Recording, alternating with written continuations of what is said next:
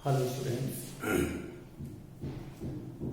आज जो आपको हम टॉपिक डिस्कस करने जा रहे हैं है तो छोटा टॉपिक मगर इम्पोर्टेंट चीज़ है। अगर इसको ध्यान में रखेंगे तो इस चैप्टर से रिलेटेड आपको न्यूमेरिकल प्रॉब्लम आगे जो और प्रूफ से रिलेटेड जो भी जानकारियाँ होंगी वो इसमें ज़रूरत होगी तो आप इसमें पूरी कर सकते हो इससे, ठीक है ना। तो ये जानकारी जो है आपकी है क्या है, लॉरेंज फोर्स है, ठीक है ना। समझना आपको क्या है कि लॉरेंज बल है क्या।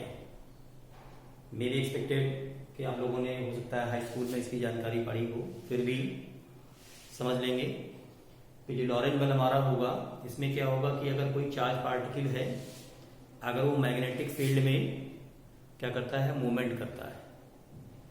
अगर कोई आवेशित धनावेशित कण हमारा है, अगर वो चुंबकीय क्षेत्र में क्या करता है, गति करता है, मूव करता है, स्टेबल नहीं, स्टेशनरी नहीं होना चाहिए। अभी बताएंगे स्टेशनरी क्यों नहीं होगा, ठीक है ना।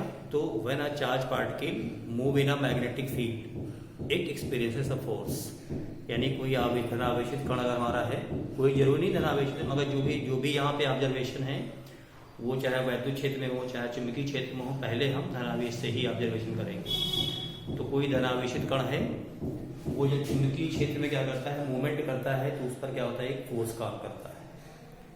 उस बल को हम लोग बोलते हैं क्या, लॉरेंज बल। अब उसको एक्सप्लेन करने के लिए मैथमेटिकली ये हमने दिखा रखा है कि चुंबकीय क्षेत्र है, चाहे एक्स डायरेक्शन दिखा दीजिएगा, ठीक है ना ये। और जो कण हमारा जिस वेग से चल रहा है उसको हमने दिखाया है v वेग से।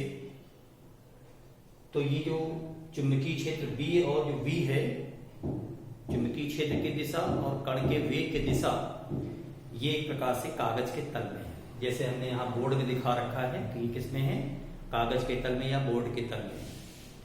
तो वास्तव में जो आवेशित कण है यहाँ पर, इस पर जो बल काम करेगा उसकी दिशा किधर होगी, इसको समझना है आपको। तो पहली बात तो ये समझ लीजिए कि जो इस पे बल काम करता है, वो जो बल हमारा होगा वो क्या होता है, Q V B sine theta, जिसको अगर हम वेक्टर फॉर्म में लिखेंगे तो Q और ये लिखेंगे vector V cross vector B, ये इसका वेक्टर फॉर्म होगा, ठीक है। ये हमारा कौन सा फॉर्म होगा, इसका वेक्टर फॉर्म, ठीक है। आवेशित कण हमारा जब चुंबकीय क्षेत्र में मूवमेंट करेगा तो उस पर बल काम करता है और उस बल का परिमाण हमारा जो है QVB sin थीटा है। अगर इसको वेक्टर फॉर्म में शो करना है तो आप इस तरह से इसको शो करेंगे। यहां ध्यान ही देना है कि अगर आवेशित कण चुंबकीय क्षेत्र की दिशा से अगर थीटा कोण बनाते हुए अगर गति करता है तो भी सूत्र लगाएंगे, और अगर यही आवेशित कण चुंबकीय क्षेत्र के लंबवत दिशा में गति करता है तो इस केस में हमारा जो थीटा वैल्यू होगी वो कितनी होगी, 90 डिग्री होगी, और एफ की वैल्यू जो होगी वो हमारी मैक्सिमम होगी, दैट इज QVB। ये कब होगा, जब थीटा हमारा कितना होगा, 90 डिग्री होगा। यहाँ पे जो हमने फोर्स की डायरेक्शन दिखा रखी है इसको भी इस तरह से समझ सकते हैं। जैसे मान लेते हैं ये हमारा ये चुंबकीय क्षेत्र है। अब यहाँ पे जैसे ये जो डायरेक्शन हमारी है, अगर इसको हम चुंबकीय क्षेत्र मानते हैं और ये कण की दिशा, तो ये लंबवत हो जाएंगी। अगर ये कण के वेग की दिशा इस दिशा में ना हो करके कुछ इस दिशा में अगर दी हो, यानी चुंबकीय क्षेत्र की दिशा से कुछ कोण बना रही हो, तो यहाँ हमने यही दिखाया है कि जो कण हमारा है वो चुंबकीय क्षेत्र की दिशा से कुछ कोण बनाते हुए क्या करता है, v वेग से मूवमेंट कर रहा है।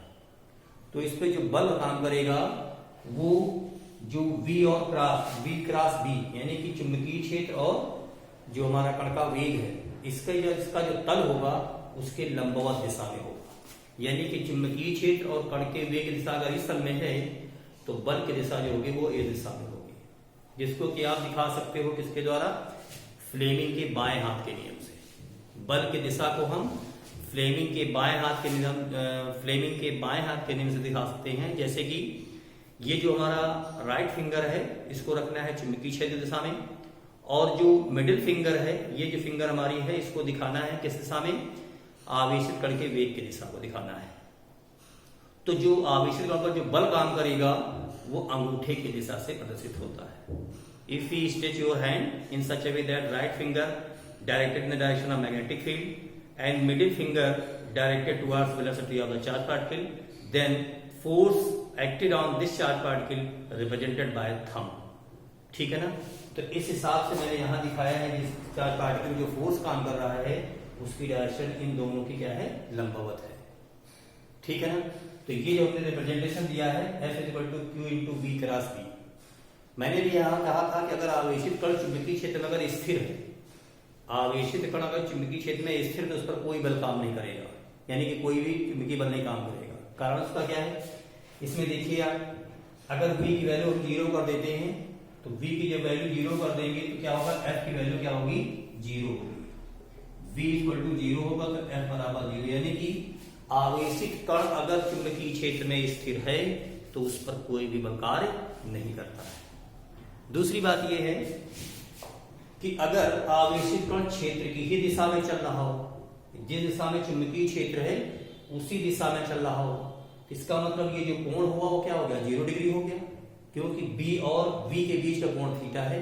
और जब ये आवेशित कण खुद ही B की दिशा में चलने लगेगा तो हमारा थीटा क्या होगा, 0 होगा, यानी थीटा बराबर 0 होगा तब भी हमारा क्या होगा, F बराबर 0 होगा।